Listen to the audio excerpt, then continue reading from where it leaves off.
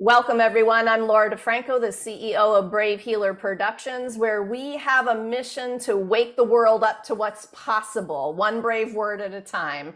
And here today to help me with that mission are some of the amazing authors of a new book that we have coming out. You guys, this one is called Stop the Silence: Thriving After Child Sexual Abuse.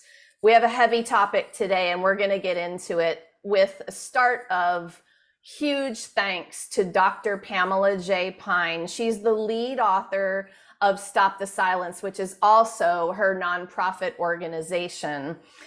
Pam, I almost really don't have the words to tell you how grateful I am to you for being willing to collaborate in this way and for gathering the stellar group of experts and authors in this book who have all stepped up and basically said, yeah, it's time to talk about this, and we want to be involved in this topic, and we want to help people, right? And that mission was huge, Pam, and I love you for having it, and I thank you so much for being here with this book. So you guys, I have three incredible women with me today. Fatma Ibrahim is a consulting director with experience in law, meditation, theater, and art.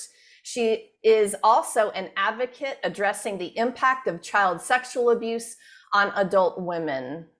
Mary Jo Ross is the president of MJ Executive Consulting, where she helps small business owners move up to the executive level.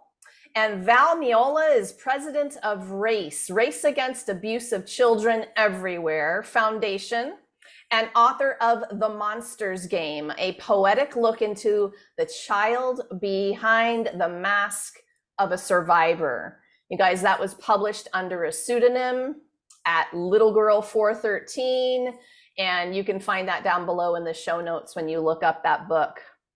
So, ladies, thank you so much for being here. Let's get into it today. Fatma, you're up first. Tell us about the chapter that you wrote for this book. Good evening from Egypt. Let me start by that. The chapter for me is about the essence of who I always was and how it evolved with me through time, whether as a coping mechanism or whether as a person in the current day and age. And it's the title of the chapter is Undefeated: From Warrior to Peacemaker, because I believe all of us, and this is what always kept me there and alive and like looking forward to life, even if I didn't know what life meant, is there is nothing impossible. I mean, impossible, it just doesn't exist. But the way I would approach the impossible, because of the defense mechanism, and that's one of the impact of child sexual abuse, not feeling your value, is to try to fight my way through things, even if I wasn't fighting in like aggressive ways, but there was this sort of like, I have to push to do things, which helped me many times, but it always left me empty. And in my healing journey, I had started to understand that after a lot of resistance, actually, and a lot of pushing, is that pushing doesn't really help. I mean, it helps to push a little bit every now and then, because we need that. I mean, like childbirth, for example, it has to be through pushing. So there is that. But there needs to be peace that comes with it. There is that place of inner peace, even in the middle of turmoil, being in the eye of the storm, there is the need of being really peaceful and accepting what is. So the idea of the chapter is to actually share that story from someone who was super adept at pushing all the way through to someone who's learning. I'm not saying I'm there, but learning to really understand that peace is the answer. I think one of the important things you just said about this, and you all are going to be giving our listeners clues that they can either recognize in themselves or they can recognize in other people. But the thing that you said was you found in yourself that that was something that you did, like a pattern of pushing all the time. I agree with you that that trait can be positive and negative. It's a combination of both things. But as something that you recognized as a problem, I think that's what makes that important. What else do you want to say about that? I'd say don't even fight with the pushing. Even if it is the only thing that you're able to do it, because also one of the symptoms of the child sexual abuse is to sort of blame yourself and not being happy with yourself. Sometimes it's the only thing you can do. If it's the only thing you can do, do it. It's just be clear about the choices and the why. And it takes a lot of self-trust to know that life is not going to fall out or fall away, and the sky is not going to collapse if we stop pushing and trying to force a particular outcome to any situation. And it's a big challenge in itself to learn how to release. But I think we do not progress without reaching that stage. Yeah, really important. The book, for everybody is a mix of personal story, but also these authors are stepping up to share strategies with you, tools, practices that you can read and learn. And again, they're all awareness practices. You're going to hopefully have moments where you wake up even to your own patterns and realize something new, which gets us excited because we know that can be life-changing. So Fatma, thank you so much for being here, and thank you to all three of you, not just for saying yes to this, but for stepping up to the challenge I gave you of writing those things, those personal stories and those practices. So Mary Jo, how about you? Tell us a little bit about the chapter that you wrote. Well, Laura, it's called It Happened, We Believe You, Fighting to Tell My Story. And it's chapter 8 in the book. Uh-oh, Mary Jo, you muted yourself, girl. Unmute again. Sorry about that. So It Happened, We Believe You, Fighting to Tell My Story, chapter 8. The reason why I talk about that, or the reason for behind my chapter, is I went through so much kind of abuse during my first 17 years. And I believe that everyone who is a victim, who's experienced trauma, comes to a point where they have a choice to be a victim or to do something about it. And so for me, my point in life was, I was 23, I had a young son, and I didn't remember a whole lot about the abuse at the time. I remembered snapshots, and what I did remember was awful. And so I knew I did not want my child or children to go through or be exposed to anything that I've been exposed to. And so I decided I needed help. And in my chapter, I share about how I repeatedly tried to tell people, ask for help, to get therapy, to break the cycle. And I had to be very, very persistent and just keep going because nobody wanted to hear it or believe it. And that happens all the time with survivors. They may tell somebody and people don't want to believe it. And so for me, my message is, yes, it's really hard to tell, but keep doing it. If one person isn't safe, tell somebody else. You have to keep trying. Otherwise, you're not going to be able to break away. Your title of your chapter was one of the ones that, as I read it over and over and just editing the book and looking at everything, I loved the title. I kept saying yes in my mind to your title because I think, what's been said to me over and over about one of my experiences of late is, you gave your child the gift of believing her. And there are so many people who didn't have anyone around them who believed them, like you said, even wanted to believe them, because people will avoid it, I think, sometimes at all costs. Too much trouble to go there. Oh, they want to cover their ears, they want to cover their eyes, everything. What else about that do you want to say to people in terms of being the one that needs to believe? I would say that it's very rare that I've met someone that tells me, when I share my story, it seems to give permission to other people to share theirs. And I haven't met any that I really thought made it up. Why would anybody make that up? Because it's so horrendous. And you're right, people don't want to deal with it. And so I just think you've got to be persistent. And so, but I can validate, we believe you. There's somebody out there that will believe you. Yes. Really, really important. And I want you all to take that, you all and our listeners, take that deep breath right now. We believe you. And there is going to be somebody that you'll be able to reach out to. So don't stop trying to find them if you haven't yet. MJ, thank you so much for being here, being a part of this. All right, Val, tell us about your chapter. Okay, my chapter is called Killing the Monster, and it addresses how growing up in a home where I was sexually abused for, from age 4 to 16, how all the events that happened to me built up this narrative in my head that caused me to have a lot of shame and blaming myself, and just all the guilt that goes along with being abused as a child because you don't understand it. And as you grow older, you look at it through the adult eyes and you think, oh, I should have did this and I could have done that.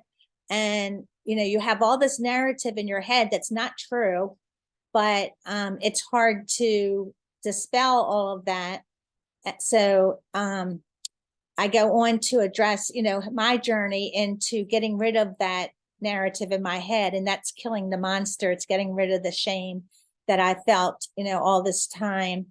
And until I was 50 years old, I, lived with that and really never discussed it. I had, only told 1 or 2 people up until that point that, what had happened to me, because it was embarrassing. It was shameful. I thought that I should have done something. I, should have stopped it before I was 16 years old, all that. So, it was that coming out to people publicly, first in anonymous groups, but then to people in my real life. And it was just such a relief to start seeing that little girl and saying, oh, she was innocent. So I think talking about the shame is important, because the feeling inside of the body of shame, all the variations of the physical feeling that we have inside of us when we're experiencing that, they're paralyzing. And it takes a warrior, in my opinion, to move through those feelings to the other side and actually be brave enough to speak the words when you're that ashamed or embarrassed. And I wonder if there's anything else you want to say about even how you did that, or that piece of this at all. I think the big thing for me was being able to start anonymously, because it took away a lot of the fear of how people were going to judge me. And once I saw that I wasn't judged in these groups and that people had similar feelings, then it was easier for me to start talking about it in my real life.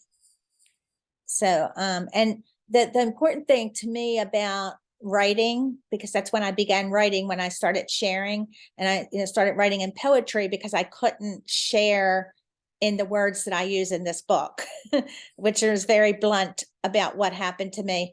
But in writing that and reading it over and over again, I was able to see that little girl and not judge her as an adult, and really see that this was a child.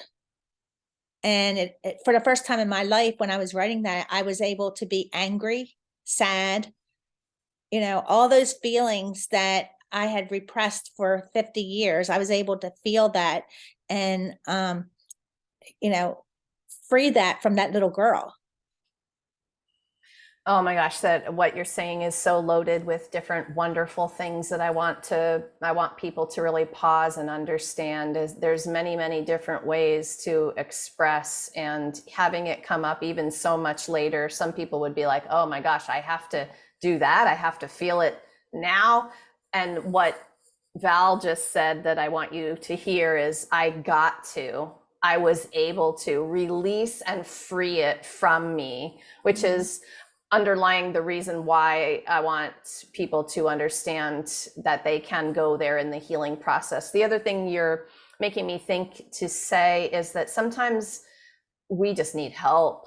A lot of times we need help and we need the safe space. So thank you for the suggestion of a place where you could be anonymous first as a first step of a safe container.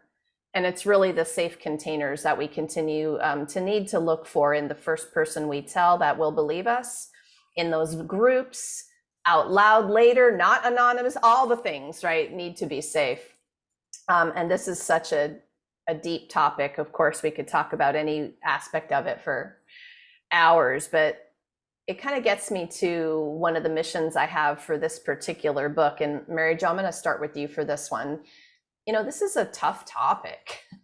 I think what we're doing today that I am proud of is we're normalizing the conversations around child sexual abuse. And that is part of how we address it to begin with. We start to try to normalize the conversation and make it safe to have the conversations in the first place. What's important about that to you? It's really important so other people can share their stories. Like I said, you know, when I share my story, then it gives people permission. But it's been kind of fun because I guess, stick my neck out and say things. I could be pretty blunt about things, but now I have an excuse for making people uncomfortable. It's not because we have a book and it's funny, the reactions. I'll say, stop the silence, thriving after child sexual abuse, and oh, deep subject, or, you know, turn away, or they don't want to deal with it. But then I post LinkedIn, Facebook, all that. And so people are learning, and I bring it up, or they'll still come up in a conversation and say, hey, thank you for posting. You know, this is what happened to me, but they're not ready to share their story yet. But they say, keep posting, please keep talking about it. And so that's been exciting for me. But yes, I know I make people uncomfortable when I bring up the topic. I love that you said that. I think that we all need to remember that there are people who are watching and reading and they're not commenting or engaging, but it's so important that we keep posting for them. Mm-hmm. For the ones who haven't been able to be out loud about it yet, we are serving, whether you can see them there or not, they're there and they're watching and they're reading. And I'm so proud of all of you who are, you reached the point where you did make the choice to be out loud about it, and you understand the deep purpose behind that. You know, giving other people permission to even talk about it is a big deal. Val, how about you on this topic of normalizing these conversations? What's important about that to you? The most important thing is just getting people to realize that, yeah, this is a taboo subject, but it's an important aspect of so many people's lives that we need to get out there. And a big thing to me, because it was important to me in my recovery, is learning the terminology around child sexual abuse. You know, things like grooming. You know, we all, you know, have heard the term grooming, but putting that into context of a survivor, and, you know, helping to understand why children don't tell and adults don't tell.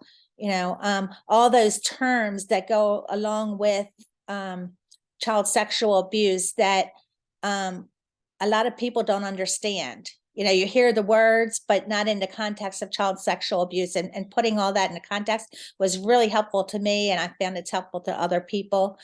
And I also find that every time I speak out to either a group of people or even individuals or on Facebook, almost every single time someone will disclose to me that they had a, you know, similar experience, or, you know, even if it's not really similar to mine, but a child sexual abuse experience, because we know there's so many of us out there and we've been silent way too long. I know that the topic of grooming would be something I wished I had been educated in depth on well before I even had children.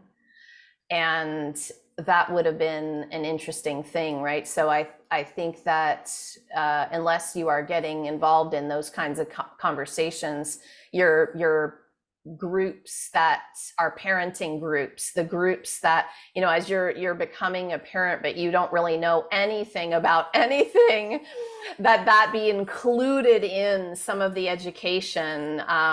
You know, how do we get to all of the caretakers of children who may or may not have had those kinds of things, you know, brought up. And I want to back up to what you said about it being a taboo subject. We were taught it's a taboo subject. So that's the problem in terms of normalizing the conversation, because there are a lot of us thinking, oh, I can't talk about that. Well, actually, who made that rule up? You know, and the more that we talk about it, the more we change it. So Fatma, what do you want to add to this? What's important to you about normalizing these conversations? It helps other women or other victims in general or survivors see that they're not alone, because everyone, the nature of this trauma is the secrecy.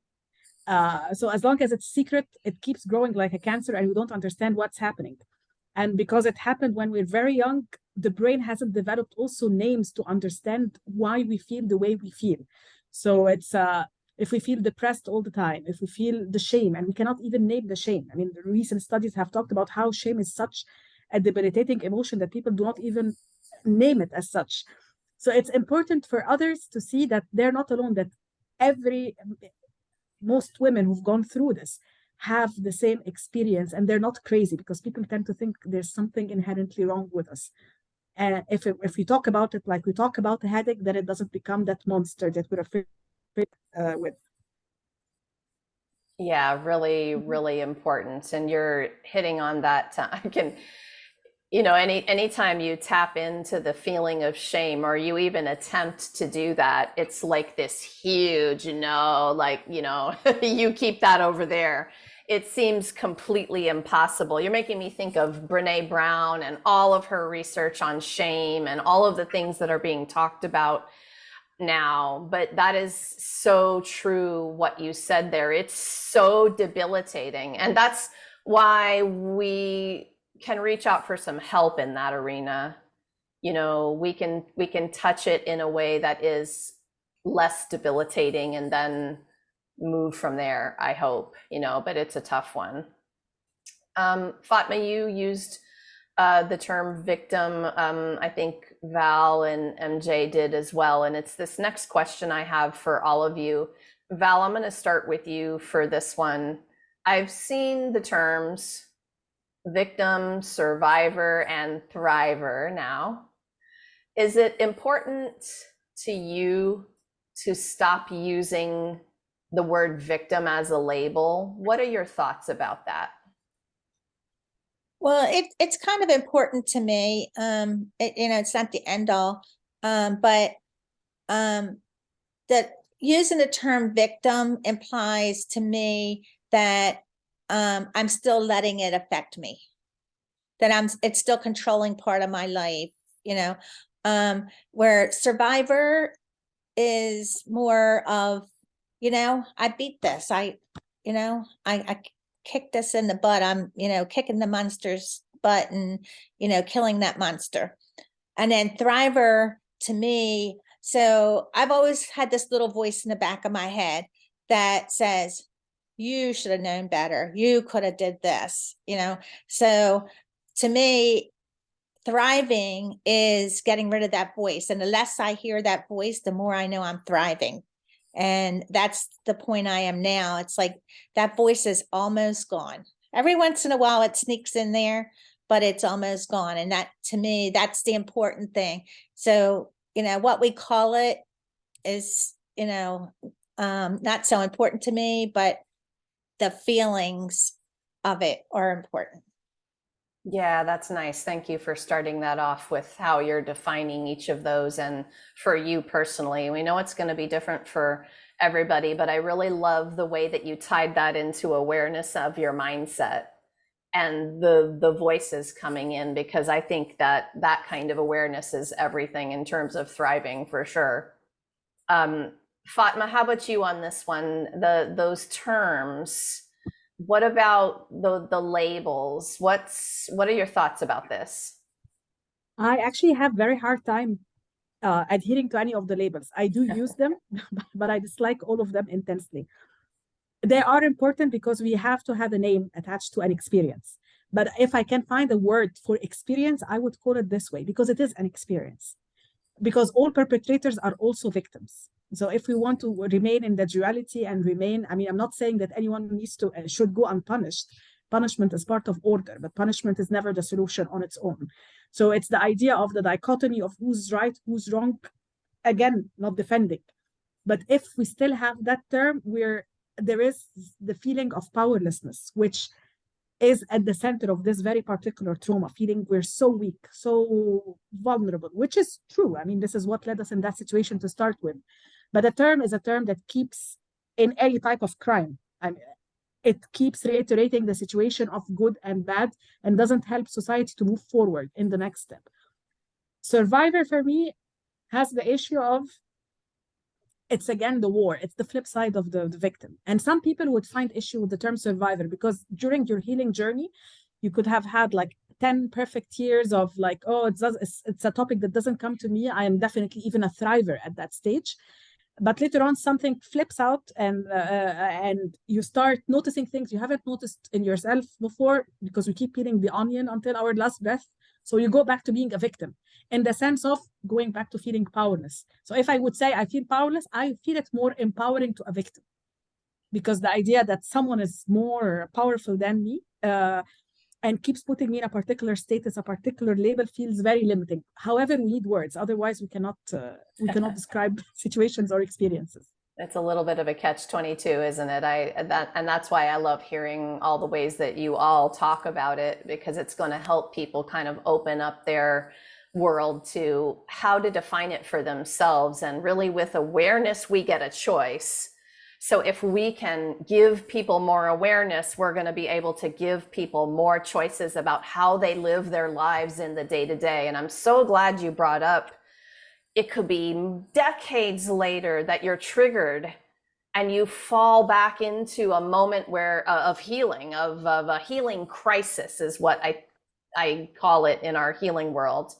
And it's so great to understand that because most of us would just be like looking up to the sky going, really? I thought I had done that already. I thought I had been through, these years of getting to the other side and becoming a survivor or a thriver.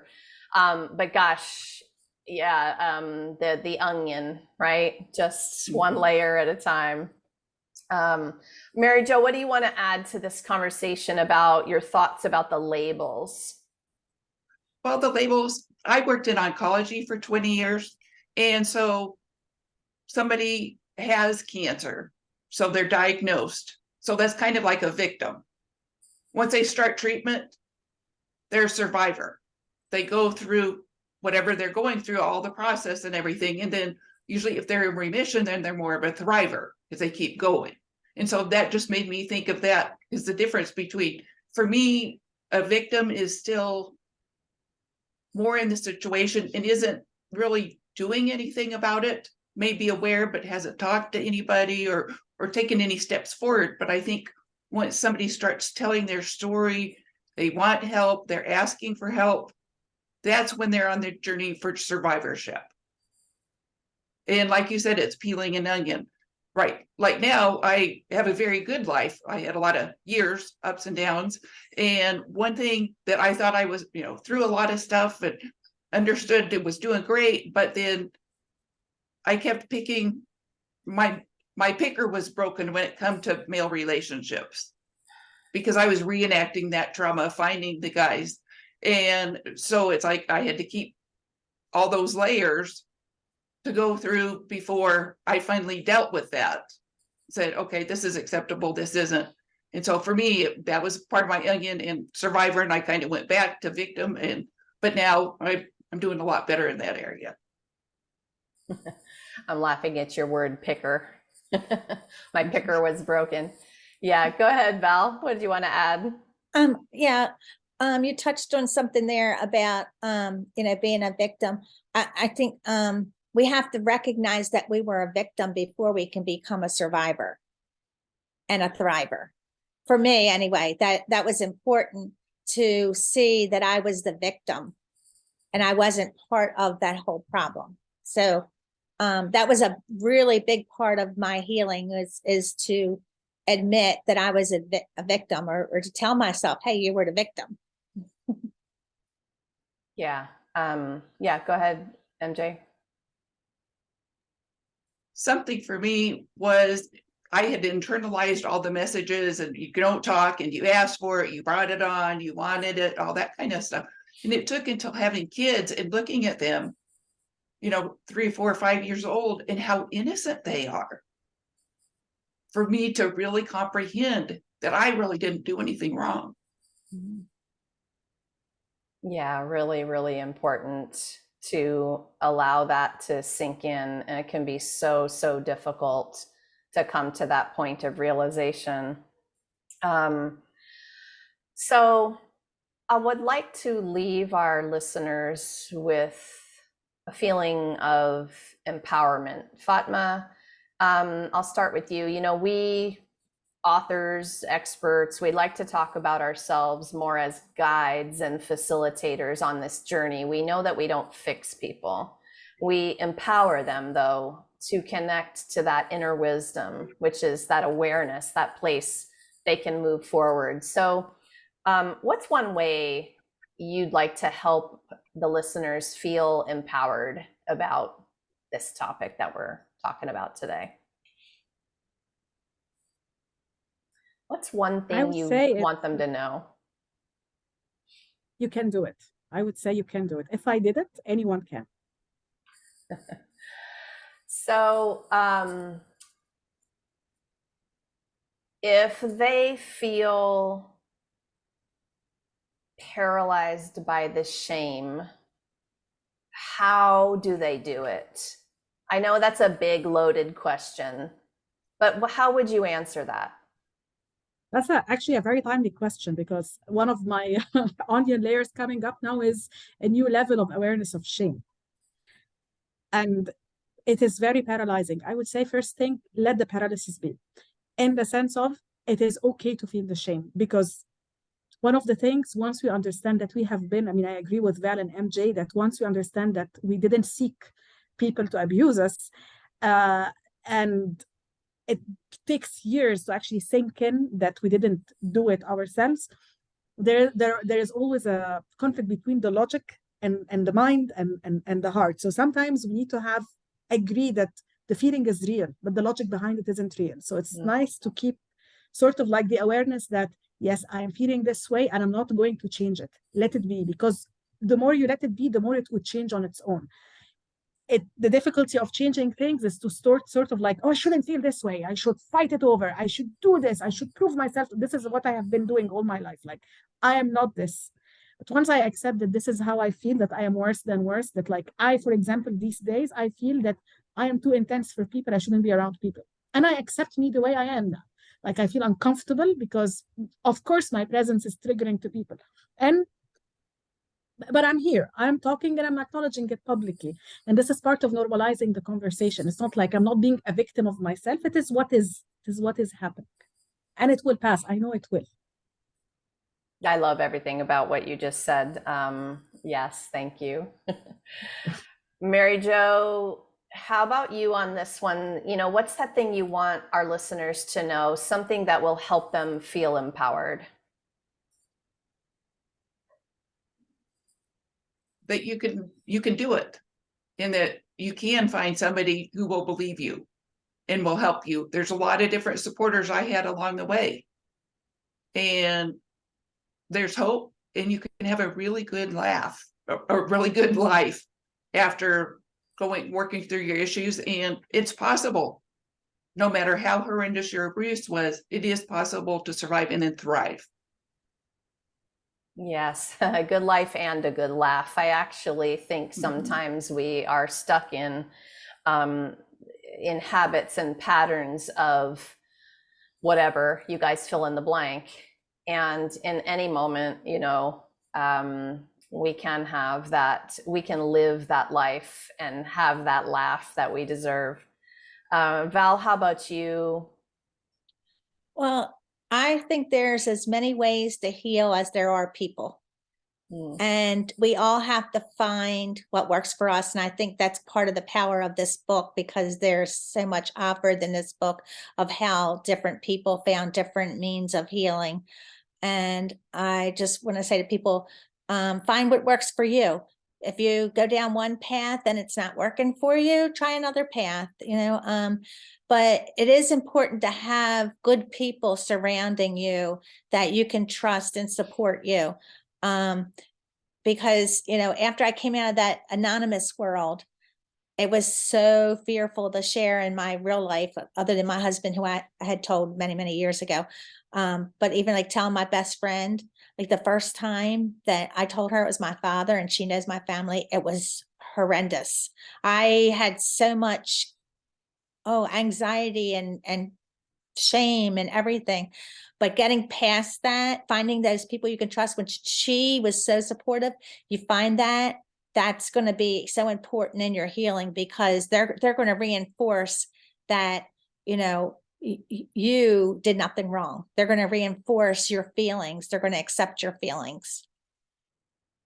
Yes, so important. I think what I'd like to add today about this and feeling empowered is, for me, the community around me was the difference between success and failure in terms of feeling good things, feeling empowered. And I want you all to know that this isn't just a book. We publish books, but we have created a community of healers who are there for you. So when you drop into this book, you're going to be dropped into a community of people who believe you, who care, and who actually have powerful, practical resources that you can access that will help you move in a positive direction.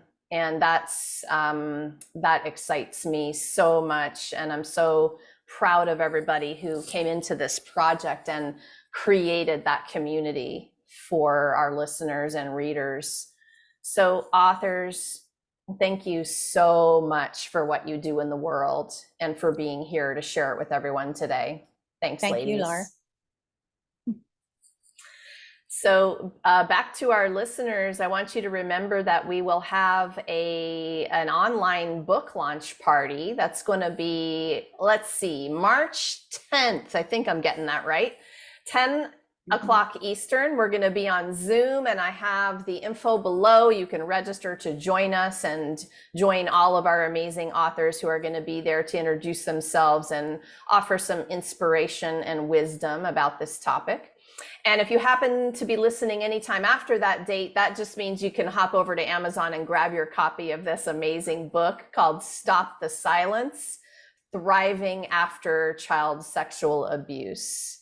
Lastly, today, everybody, I want you to remember your words change the world when you're brave enough to share them. So it's time to be brave.